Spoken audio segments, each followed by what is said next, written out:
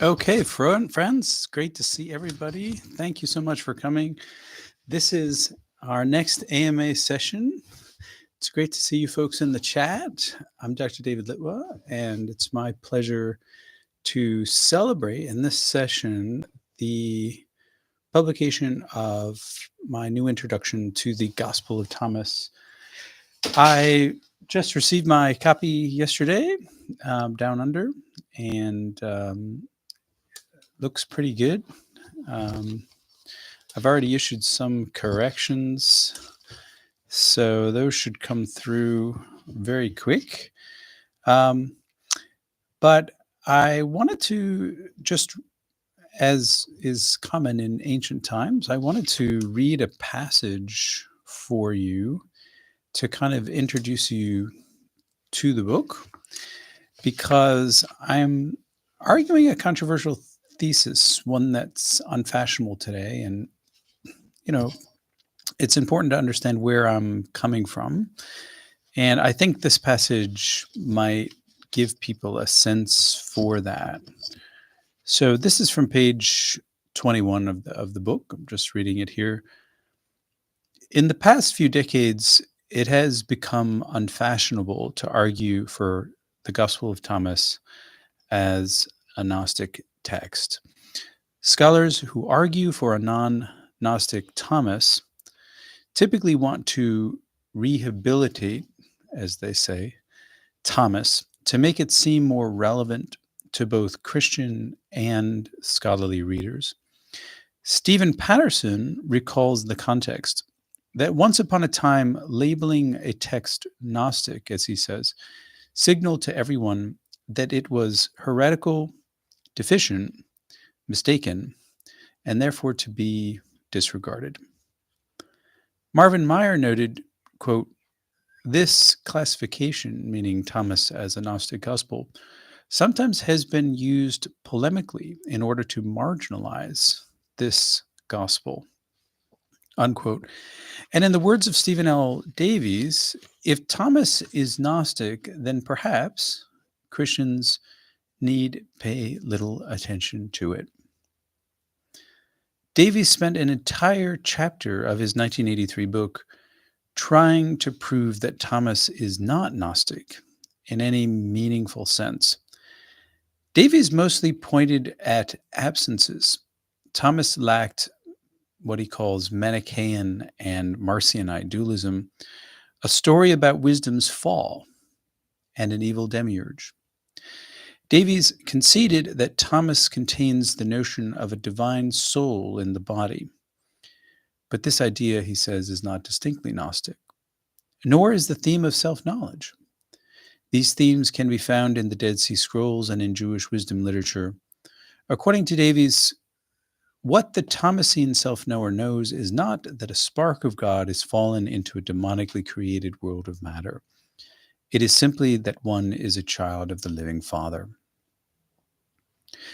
Now, there's a lot of truth to this, but I want to say here that Davies, I think makes two mistakes. The first mistake here is to assume that for a text to be Gnostic, it must exhibit dualism, an evil demiurge, and the fall of wisdom. But that's simply not the case. There are many other traits by which a text could be called Gnostic. The second mistake is to assume that because an individual trait, like a divine soul or self-knowledge, is not distinctly Gnostic, then a text with many of these traits cannot be Gnostic. Now, this view assumes a kind of essentialism, that some traits are essentially Gnostic, while others are not. In fact, however, it's actually rare to have an essentially Gnostic trait. It's typical that traits only become Gnostic when they are combined with other traits, sort of like a recipe where in order to get the cake, you've got to put all the ingredients into the cake. And some of the ingredients that I've pointed out are, well, I've pointed out 6 of them that I think help to constitute a Gnostic identity. So the first one is simply the most obvious and most basic, which is that there is salvation by gnosis.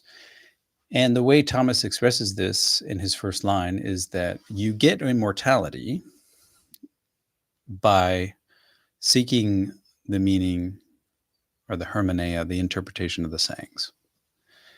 And Thomas uses a lot of gnosis language, a lot of knowing language.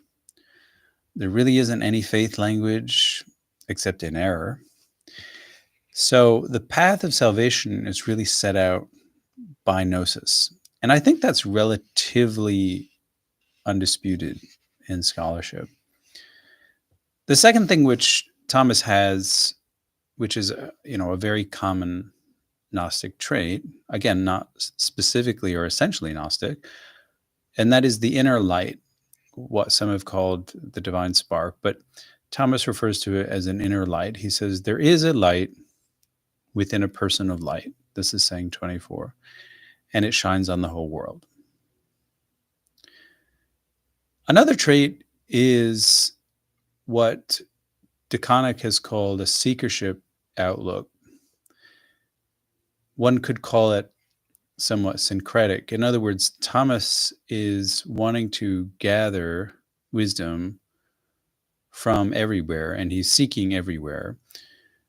And mainly, though, he is seeking within the sayings of Jesus. Whoever wrote the Gospel of Thomas is looking at the tradition of Jesus's sayings, going through them, and in my opinion, actually choosing the ones that he wants or she wants very intentionally, and producing them and sometimes tweaking them so that a Gnostic meaning emerges. And he wants you to seek that Gnostic meaning, meaning that's not an easy thing to do and it's not clear. And if you're reading Thomas as if it's saying the same thing as the Synoptic Gospels, because they sort of sound similar, then you've missed the point. Okay. So that's the seekership outlook. And then there's 3 other traits which I mentioned. Opposition to archons, archons just being the Greek word for ruler. So these can be politicians, but they can also be superhuman beings. And we see this in the interrogation scenes of Thomas saying 50, where unidentified questioners are saying, who are you? Where are you from? What's the sign of your father in you? These figures are also called robbers in saying 21. And the Thomas Christian, or however you want to call it, the elect, is given information by Jesus in order to oppose these rulers and to get beyond them. The last 2 traits, I think, are agreed upon by everyone who has read the Gospel of Thomas. There might be some exceptions, but I think this is pretty much straight down the mainstream. Thomas exhibits an opposition toward the world or the cosmos. In fact, he twice emphasizes that the cosmos is a carcass. Now, that's something that a traditional Platonist wouldn't say. In fact, Plato says in the Timaeus that the world is a blessed God, right? And that this is the best of all possible worlds. So, although it's very, I think helpful to read Thomas as informed by Middle Platonism, I think it's very, very limiting and wrong just to say that he is Middle Platonist. He's not. He goes beyond it. He says something that Platonists would not say. So the other thing is opposition to flesh. So here we find the language of stripping. So Thomas says that we ought to strip off the garment. That's fairly traditional Platonic language for shedding the body. And maybe not literally, but also metaphorically, that is disempowering the desires and appetites of the flesh, which effectively, I mean, that's all over the New Testament. There's nothing uniquely Gnostic about that. But when, put into the mix, put into the bubbling cauldron, and, combined with opposition to the world, a seekership outlook, opposition to archons, the inner divine light, and salvation by gnosis, you've got someone intentionally bringing out the Gnostic meaning of Jesus. And I think really wanting to convince you that Jesus himself was a Gnostic. And whether or not that's historically true, that's kind of like a question that, we could bracket, might be, might not be. But my point is that this author wants you to believe that. And so has written a text in order for you to believe that Jesus's original message, his true message, his true teaching, meant for the insiders and the elect, is essentially a Gnostic teaching. And Thomas is distinctive in that he's not wanting to give you a lot of mythology, because that turns a lot of people off. He's not wanting to tell you the origin of the world.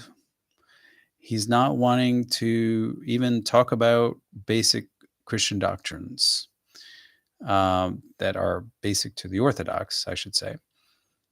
He's just wanting to give you the kind of stripped down version of Jesus, who is slowly but surely leading you into the Gnostic truth. That's why I call this an exoteric text. All right. It's not an esoteric text. It's not a text that's just meant for a small group of insiders. It's actually an exoteric text that's meant for everybody to read and to slowly come to the conclusion that Jesus is a Gnostic and that Gnostic Christianity is the path forward. So that's the thesis of the book. Again, it just came out this week, The Gnostic Thomas. Go get your copy. So it's printed. If you want an e-copy, you can get it cheaper from me.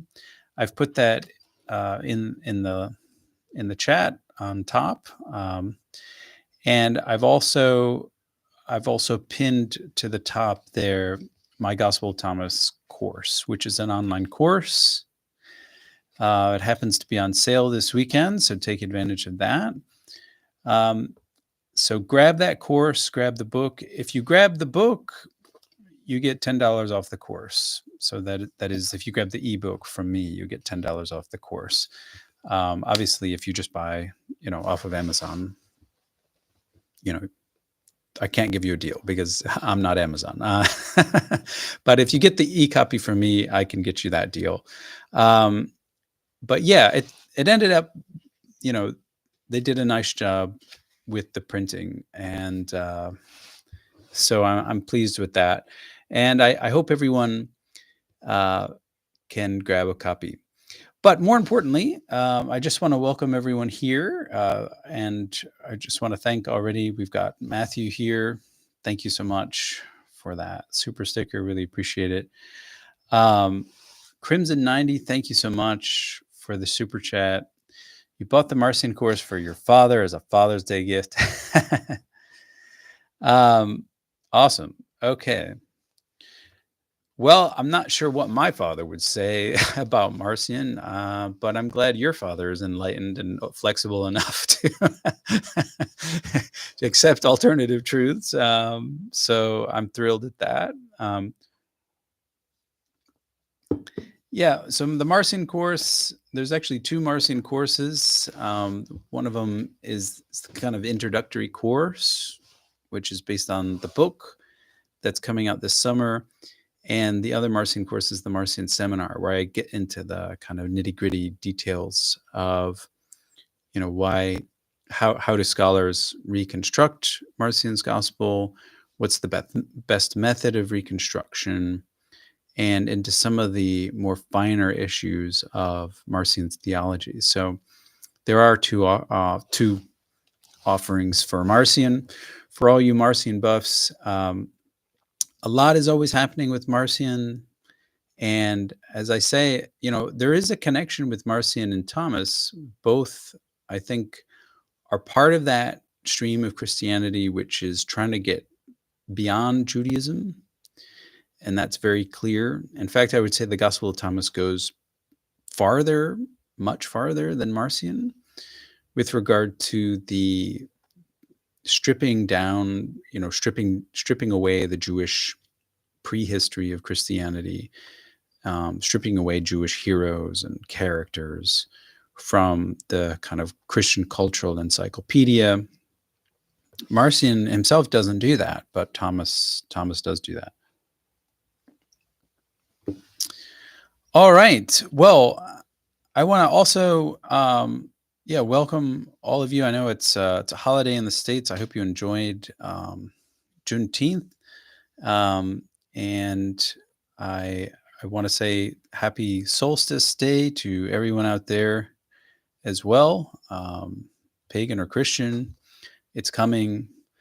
Solstice is very important for me because it's dark where I am and I want it to get lighter. So, but for those of you enjoying summer, that's fantastic. Enjoy it. Keep safe. Stay out of the chaos. Maybe don't read the news for a while. Michael E., thank you so much for your super chat. Really appreciate it. It's been a while. Glad to have you here. So you ask, does the Gospel of Thomas provide any insight into the earliest Christian monasticism in Egypt? Well, I think it definitely does. And the dominant theory right now, I would say, is that the reason we have the Gospel of Thomas is because monks preserved it. In fact, they really enjoyed it, right? And why wouldn't they, right? I mean, monks are all about opposition to the world, opposition to flesh, even opposition to archons. And there appears to have been, it's not unthinkable, that there were Gnostic monks in the 4th century, and that they were the ones who preserved the Gospel of Thomas. What did they preserve it right next to? The Secret Book of John, right? So that's the eternal companion of the Gospel of Thomas. It's sitting right next to the Secret Book of John, which is the most classic of all classic Gnostic texts. So that's very intentional. They also put it next to the Gospel of Philip. It's right in the middle there. And these figures seem to be Pachomians. That is a particular branch of Cenobitic, that is common life monks who thrived in Egypt in the 4th century. And they were right there in the Nag Hammadi area. And it's quite possible that one of these monks, Gnostic or not, buried these texts, which is the sole fact enabling us to read them today. So, but what do they, so originally, they don't say anything.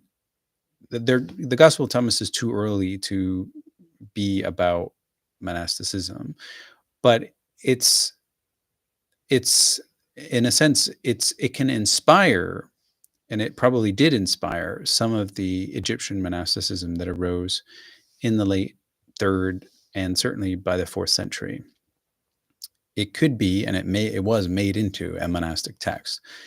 One of the things that people try to one of the problems of the Gospel of Thomas that we're trying to solve is what the Gospel of Thomas means by the word monachos.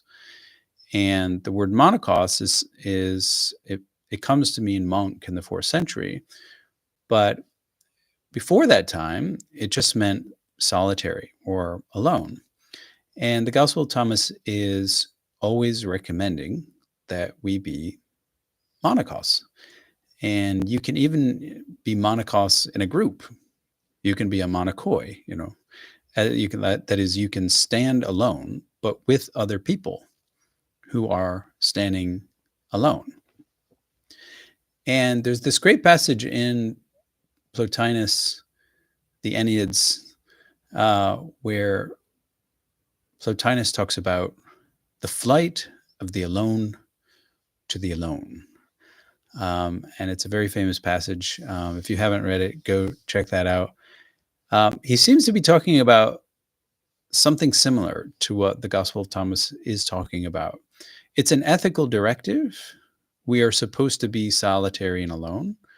It doesn't mean isolated and lonely, but it means something like extremely focused, detached from worldly things. And that message definitely feeds into what became monasticism. So, of course, by the 4th century, the monks are reading monachos as a reference to a monk. And maybe it's the 4th century monks who are translating the original word into monachos. That's the question. Because the only full version of the Gospel of Thomas that we have is a version quite possibly transcribed and translated by monks.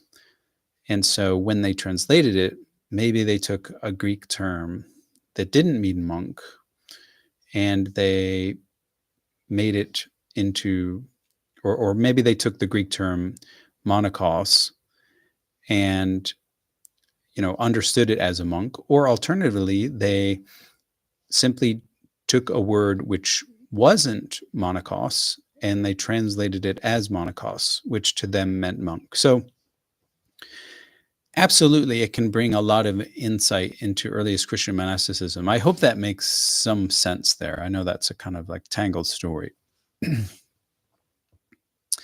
But let me welcome some other folks here. Joe Dubs, welcome. Sean, good to have you. Cortical Larvae, welcome. Jason, thank you. Jason or Lord Sobek has been a fantastic supporter. Go check out his channel. We are being transformed. Always some good content. I listened to some recently good content on Julian and by Dr. Swist, whom Jason interviewed there. And recently I'm thinking about my next book projects, and I've just been so disappointed by R.J. Hoffman's renditions of Porphyry's great work against the Christians and Julian's great work against the Galileans. I've already written or rewritten Celsus. That is, I've retranslated Celsus. And so what I want to do is present a better and more accessible English edition to Porphyry's work against the Christians and to the Emperor Julian's work against the Christians. So like these three titanic ancient figures. You've got Celsus, Porphyry, Julian, very smart people, the earliest great critics of Christianity. The editions that we have in English are just not up to snuff. There's a lot of misleading stuff in there. It's kind of piss poor. And so my next book project is to revise those translations, republish them, making sure everything's accurate and full and complete. And down under, I don't really have an academic library to write that. That actually takes a lot of research library kind of access, which I don't have. And recent Greek critical editions, that stuff isn't even on Anna's archive, or any of the other sites that people use to get scholarly stuff. So I've put out a GoFundMe, and my deal with the GoFundMe is to say that if you contribute to the research, which enables me to get the materials I need to write the books, I'll send you a free e-copy of the books when I write them. So there you go. That's the deal. Take advantage. I'll put that in the chat as well. Put that GoFundMe link there. Dan Edwards, thank you so much. Great to have you. Thank you for contributing so consistently. So you write, what in the Gospel of Thomas is most upsetting, challenging to contemporary Christians, besides it simply not being in the received canon? Yeah, well, I think a lot of things would bother an Orthodox Christian, and it's why, I mean, still in scholarship, you know, Orthodox and evangelical scholars don't really touch Thomas.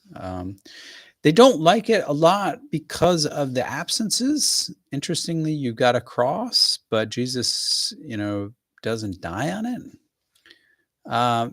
It doesn't appear to be a resurrection either.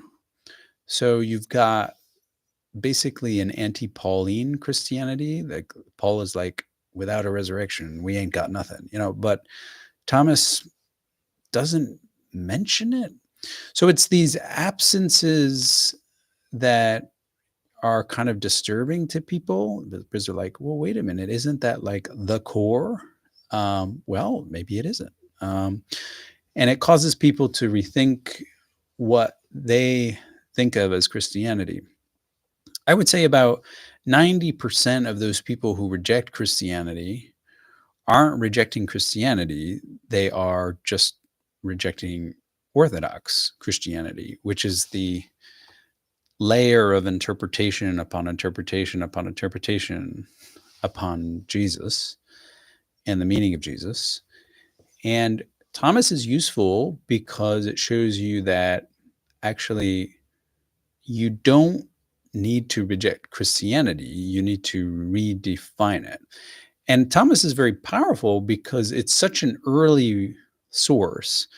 I put it as contemporaneous with the final editing of the four Gospels, which for me is first half of the 2nd century. So I don't consider it really later than the final version of those Gospels.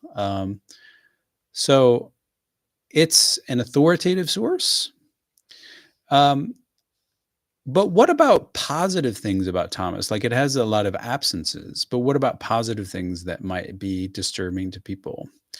Well, I think the most disturbing thing is the sexual ethics.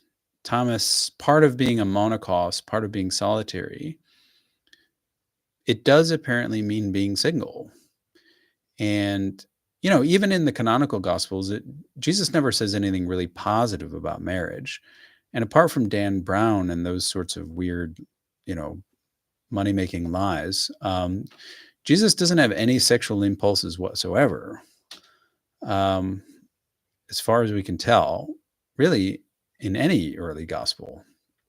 And it's only in the modern period where we think that he must have had a sex drive. I mean, no one even mentions that in antiquity that I'm aware of. And that would be silly because a god doesn't have sex. Gods don't have sex.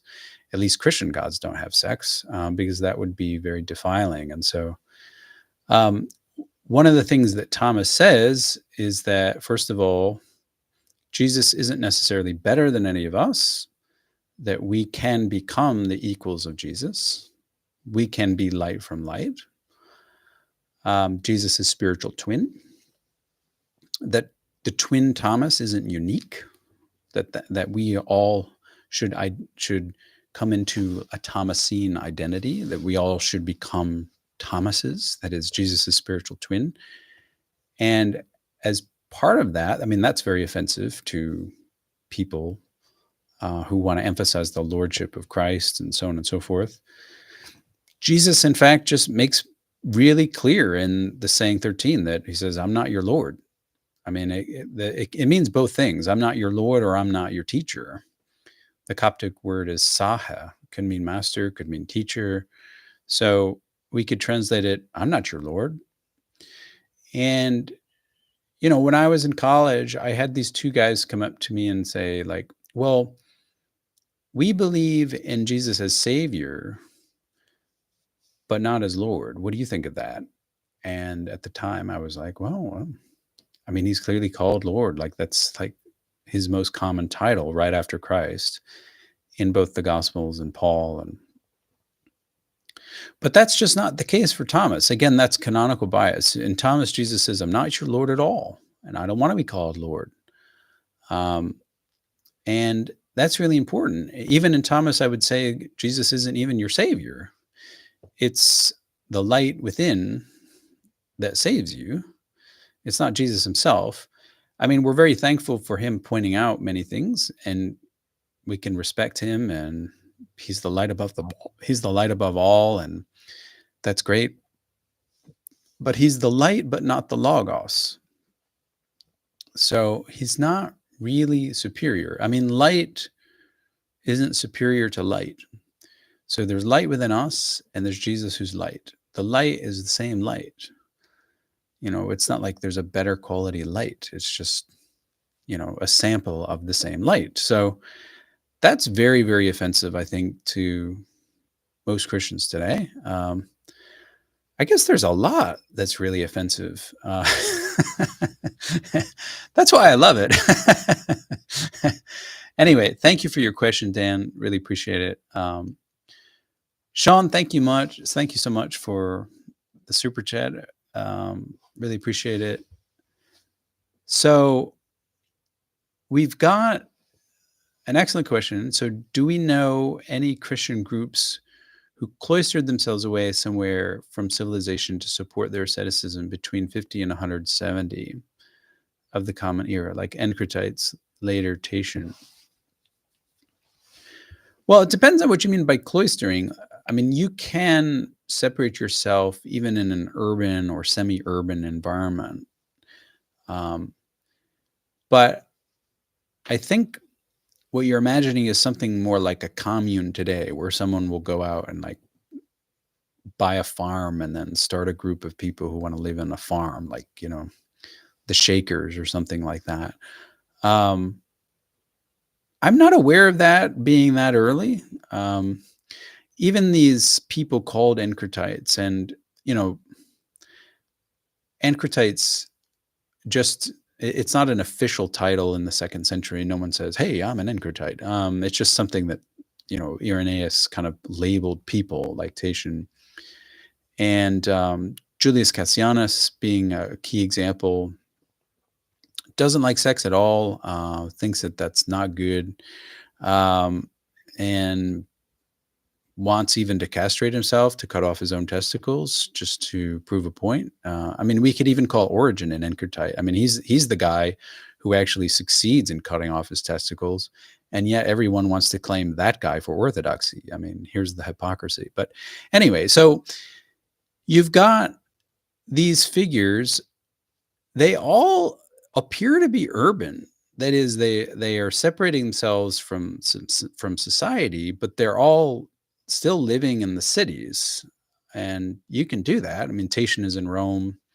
Julius Cassianus is in Alexandria. Those are the biggest cities in antiquity. They appear to thrive as, doing their severe self-discipline right in the city, right in the marketplace. Of course, they might not go out a lot, but they do that. Why do monks start going out into the desert in the 3rd century? It has to do with like a lot of socio-political factors, like avoidance of taxes, avoidance of persecution. In the 2nd century, we just don't have any systematic kind of persecution. So although there may have been people or groups that went out somewhere away from civilization, I don't think we know of them. So at least there's no hard evidence of that until we get to the 3rd century. So, but it's an excellent question. What I imagine with Thomas is the original readers of Thomas were probably, they were urban. We have our first 3rd century copies of the Greek Thomas coming from a city. It's a smallish city in Middle Egypt called Axiorinkas, but it's not a monastic community. It's a city environment. So they were city dwellers, and they were reading the Gospel of Thomas, and they were trying to live that ascetic life within the city, I mean, it all goes down to the question, like, I guess for modern people, can you be a spiritual person living in the modern city? Well, I think you can. I mean, you have to limit your Facebook scrolling a little bit. Maybe find some way to like cut yourself off from the obnoxious news feeds that keep popping up and the barrage of advertisements that's comes at you at a sickening pace.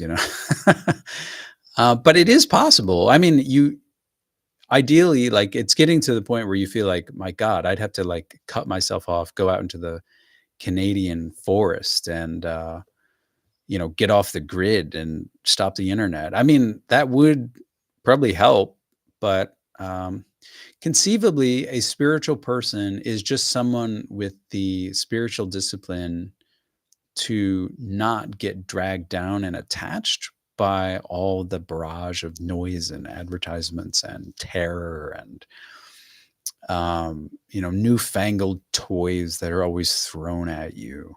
So I guess that's I think that's very Thomasine. It's not expecting you literally to go out to the desert, although you know it's not denying that either.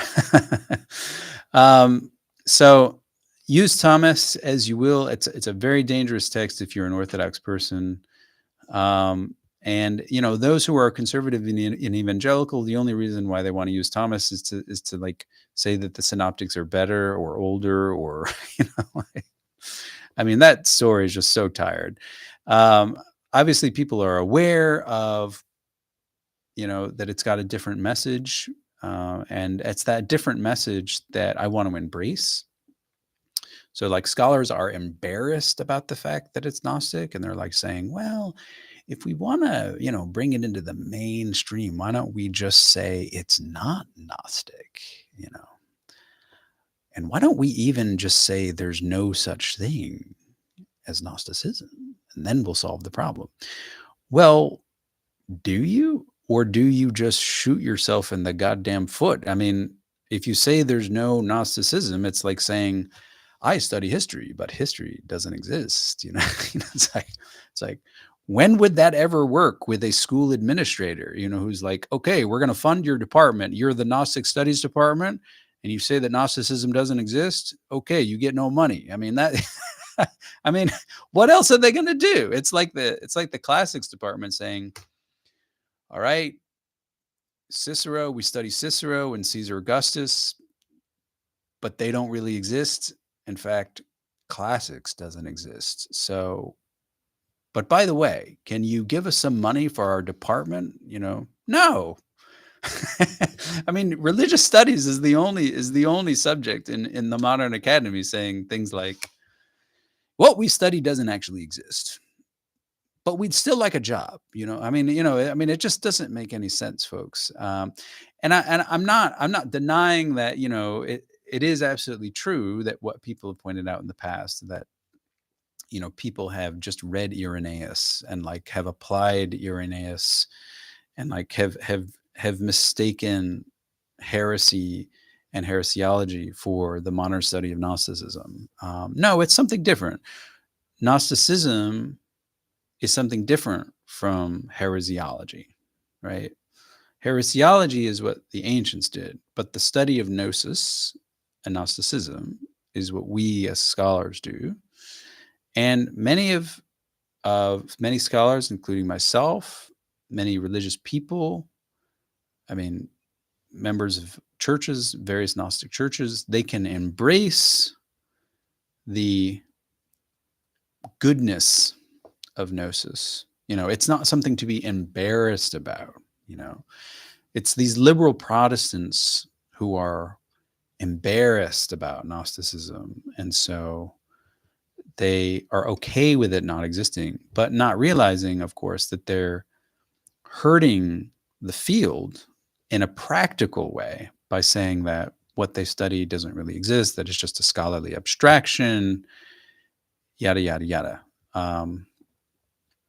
So anyway, I hope you understand my point. It's a practical point, and I hope that that's clear. I'm not trying to step on anyone's toes. I love Michael Williams. I love Karen King. They're both awesome, awesome scholars. But the practical effect of saying that Gnosticism doesn't exist is the destruction of our field. There's no way to say it. It just leads to a wasteland in the academy, as if the academy wasn't already a wasteland in terms of funding the humanities. The worst thing that you could possibly do was to say that your branch of the humanities doesn't exist. So I'm just going to go. I've only got a few minutes left. Again, thank you to all for coming. I hope everyone has enjoyed a nice warm day up there in the Northern Hemisphere. It is winter here, hopefully not for long. Let me get to a couple more questions in the chat, and then we'll call it a day. Again, the Gospel of Thomas course is pinned to the top, as well as the ebook, which you can get from me, cheaper than the Kindle price. So, Paul Moyer, how does the Coptic of Thomas compare to the Coptic of Thunder Perfect Mind in terms of eloquence and wordplay? And in terms of difficulty of study and translation? I'm studying Coptic this year. That's great. I do teach Coptic myself, so let me know if you need help. Any of you trying to learn Coptic? It sounds like one of the hardest things that you could do, but actually Coptic, surprisingly, is an amazingly logical and simple language. I would say that it's actually quite easier than Greek. So kudos to you. I think I wouldn't say that Thomas or Perfect Mind is any more eloquent. Thomas is interesting because the version of Thomas that we have in Coptic uses lots of wordplay and double entendre, which is only perceptible in the Coptic. So at least one early scholar opined that, the Gospel of Thomas was originally written in Coptic. But that's not true, because even in a translation, the translator can use certain words and form keywords in the translation. I would say, if you're just looking for a text to learn Coptic with, Thunder is nice because it's very repetitive, somewhat simple grammar, but I would still probably prefer Thomas to learn from. It's also on the simpler side. It's a more pure Sahidic Coptic. So let me know if you need help. Cosmic Wizard, do any of the three Oxyrhynchus fragments have the word monokos in them? No, they don't, which is interesting. But again, that's only about 15% of the text. So we just don't have enough overlap. It might have had monokos, but we don't know.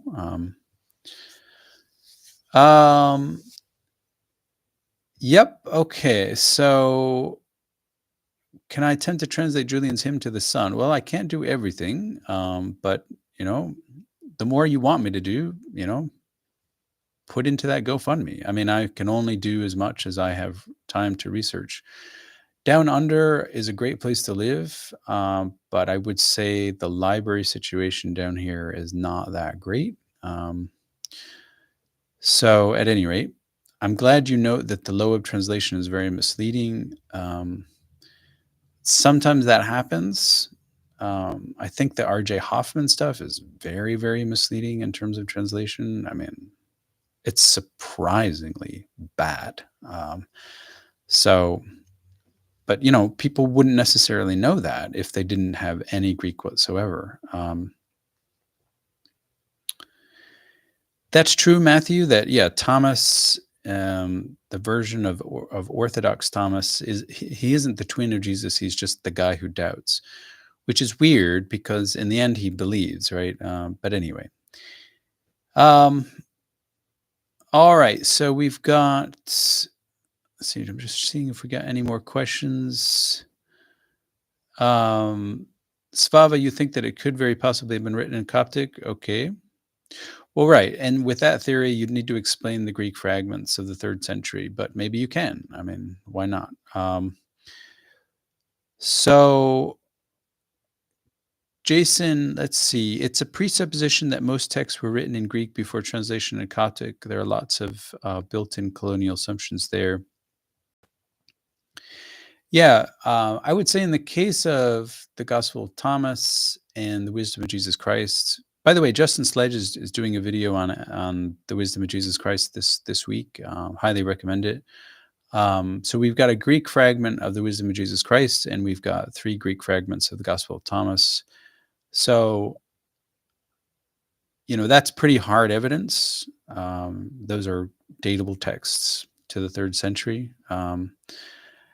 With other texts, yeah, we got nothing. The Wisdom of Jesus of Christ is great to have, but texts like the Paraphrase of Shem could, we've got nothing to show that it was written in Greek. Things like the Gospel of Philip, nothing to show that it was written in Greek. But yeah, you've got to weigh everything, right? I think it would be fun for a lot of people to get more interested in Coptic simply because it would open up the field of ancient Egypt. I mean, it is the language of the pharaohs, right? Like a lot of people give a lot of lip service to like, ooh, Egypt, but then they never learn the language. Let me tell you, it's a lot easier than hieroglyphs, So, there you go.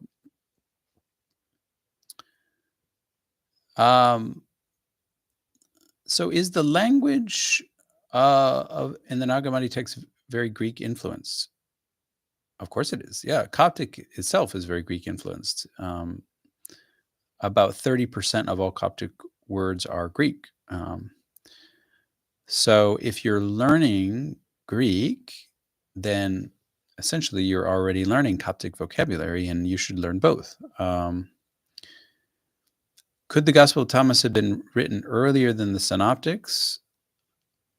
I think that the problem there is, well, many things. I would just recommend 2 books there, first of all.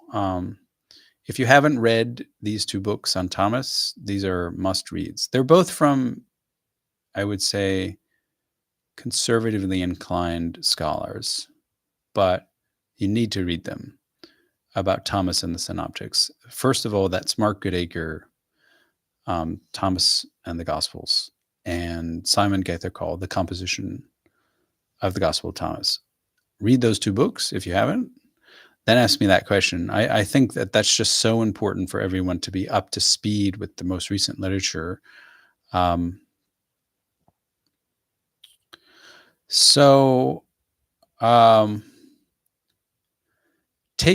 is log n 50 a reference to the ascension of the soul mentioned in the Gospel of Mary? I think so. I definitely think so. I mean, I think a lot of people think so because the closest parallels to those kinds of questions where the archons question you are texts like the First Apocalypse of James and Irenaeus. And I think that, yeah, you've got a situation where, that's a kind of a broader theme. That theme of like archons questioning you goes all the way back to the Egyptian Book of the Dead, right? Where you have the weighing of the soul and you're asked certain questions and then your heart is weighed. So it's a very ancient theme. It gets picked up in the Orphic gold tablets where archons or, underworldly beings question you. But it's also very common in Gnostic literature. And since Thomas is in the Nag Hammadi collection, I don't find any problem with using Nag Hammadi texts as the main comparanda there. So absolutely. And I do think, as in the Gospel of Mary, it's an ascent. You're going up. But that's not necessarily after death. And the ascent is only metaphorical because, your body isn't physically going up, but you're going up on the inside. You're going up within yourself. So maybe we should say that it's more of an inward spiral rather than a vertical kind of going up. That story about like the Russian cosmonaut who got to space and like I said, oh, well, God's not here. I mean, I think that misunderstands antiquity, at least, that what we call ascent is more like an inward spiral for these figures.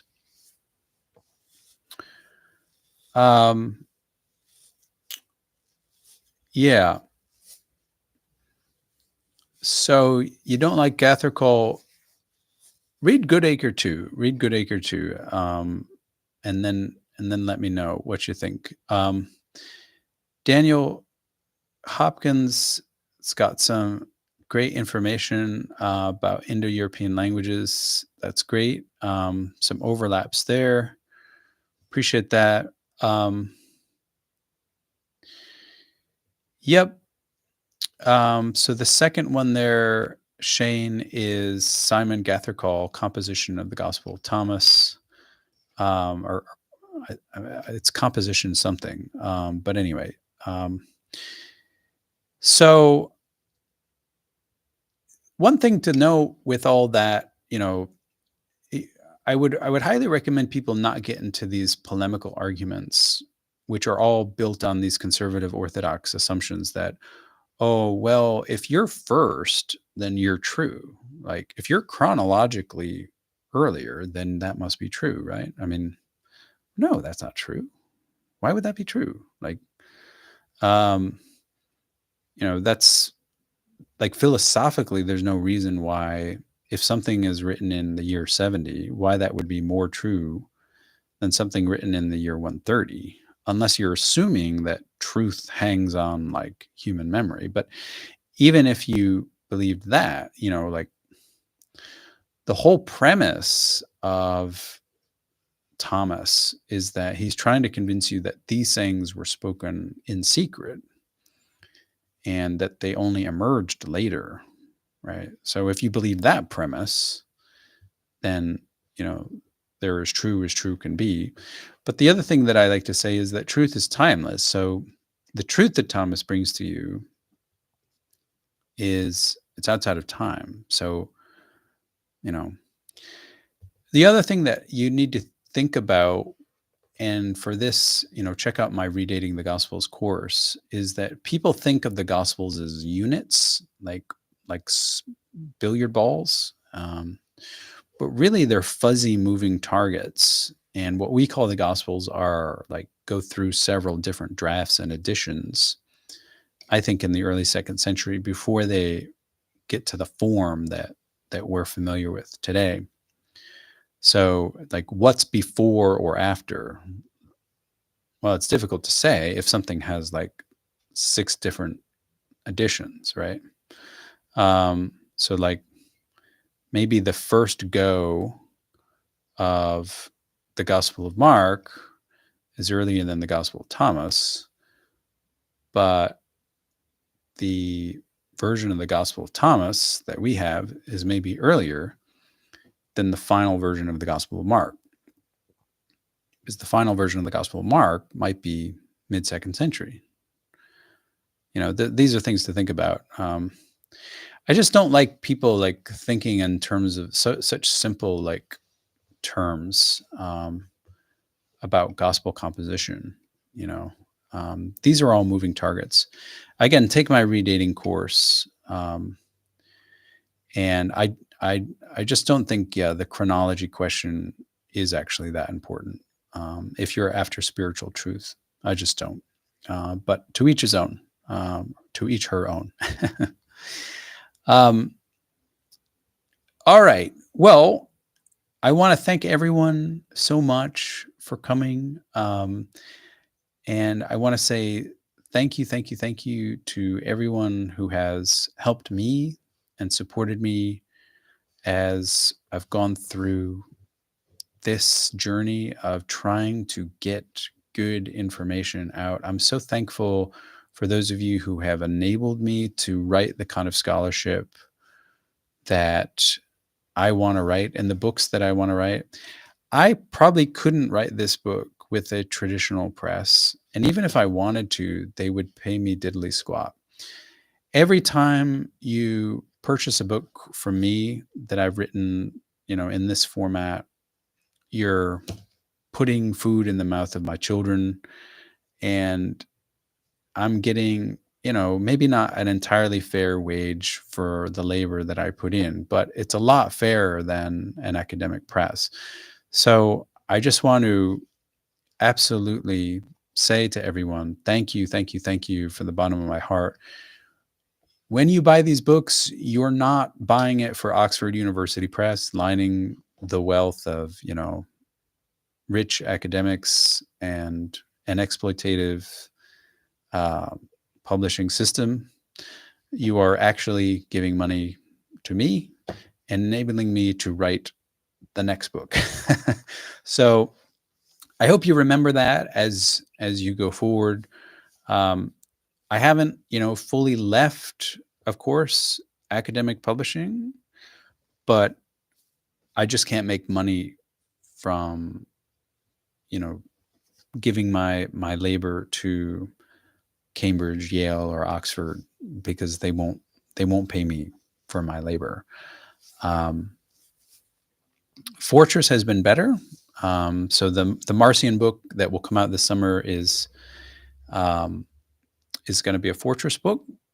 It's a peer-reviewed Fortress book, so scholars will have no excuse not to pay attention. And yeah, I get something, but it's really these books that are paying the bills. So I really appreciate that. And all of you who are reading this material. And I'm open to suggestions about what further books you want to see. And I'm open to, learning from you and hearing back from you as to what is most helpful and getting more advice as to how to market the books, how to make them look better, how to make them read better. All of these books that are Amazon books get put on Amazon Audible as well. So if you're an Audible listener, take advantage of that. You don't need to read the book. If you don't like to read, you can listen, as you're taking your dog for a walk. So there you go. Enjoy. This is the Gnostic Thomas. We're bringing him back. And I hope all of you can become Jesus's spiritual twin, because ultimately, whether the Gospel of Thomas is written before the Gospel of John is not going to matter on your deathbed. But what is going to matter is if you realize your identity as a child of the light and know how to get past hostile people and make a difference in this world by not getting so fixated about this world. It's got a message that can make many atheists into Christians if they started out from Christianity and they got sidetracked by basically orthodox lies. So learn about this. I'm not saying, become a Christian. That's not the point here. Become Jesus' spiritual twin. And that's enough. Everyone, take care and be well.